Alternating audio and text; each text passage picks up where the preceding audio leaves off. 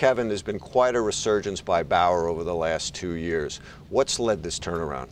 Well, I think it's a couple of things. First of all, it all starts with product, and having the very best product for the consumers is really what drives a company like ours.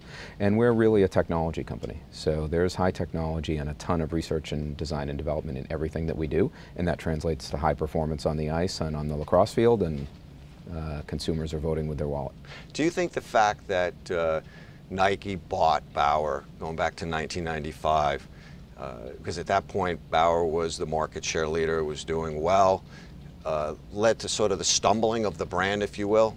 Well, I think anytime you get distracted in a company from your core, that can happen. Nike was a fantastic company and really was a great partner for us. One of the reasons that they bought the company was for inline skating. And the inline skating market at the time that Nike bought it was about $1 billion at wholesale, and today it's about $100 million. And so they had bought the company at the peak, and as that started to go down, there's obviously creates a little bit of turmoil inside your company. You mentioned that Bauer is a technology company, really. Yes. I know you do a lot of your research at McGill University. In fact. What are some of the types of technologies that Bauer has developed to really give it an edge in its products? Well, we're launching a new helmet actually next week. It's called the React helmet. I actually have one right here, and it's the first helmet in the industry to protect against all types of impacts that a hockey player will see. I like the New York Rangers logo. That's good. Very good. Well, you know, we're in town here, so we have to go with the main team. But the proprietary technology is actually inside the helmet. Traditional hockey helmets are designed to protect you against that big linear impact that you see head on. Somebody getting hit head to head or getting smashed in the boards. That's exactly right, and that's appropriate. And you know, since helmet standards were developed, there haven't been skull fractures in the NHL, for example, for a long time. So the helmet was serving its purpose. The challenge with that is if you get a small impact, which studies that we've done with McGill and with others show that over 90% of the impacts a player gets are at impacts to the head lower than that big catastrophic hit. So if you design your helmet only for big hits, you get a lot of those small impacts, and the helmet itself actually isn't designed to reduce that transfer of energy. It's protecting against that big hit. The other type of hit that we saw, which is the one that sidelined Sidney Crosby a couple of years ago, is a rotational impact. For those folks who saw that hit, it wasn't a hit at all. He actually got hit in the shoulder and spun around. We have this Suspend Tech liner inside the helmet that actually sits like a basket over the head between the helmet, and it helps absorb that first little bit of rotational impact so that it doesn't transfer that energy to the skull. That and this Pour-On XRD foam that we have in here. In just a second, I can show you some of the great technology in here. Again, it's about reducing the transfer of energy from the outside of the helmet to your skull.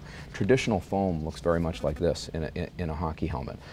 We have a proprietary relationship here with the Pour-On XRD guys. This is obviously a much thinner piece. It's actually a lot thinner than the foam that's actually in the helmet. Right. But if you're going to reduce the transfer of energy, basically the ball, when it drops, it would be absorbed by the foam and not transfer to the table. But you can see when you do it on traditional foam, that's what you get. When you do it on the Pour-On XRD, so this one shows, because it's bouncing high, that actually the hit would be felt a lot more on the head. The energy is going to go right from the outside of the helmet to your head, and here it stops. Well, concussions have obviously become a big concern in the National Hockey League. Absolutely. As you mentioned Sidney Crosby, there's been several others.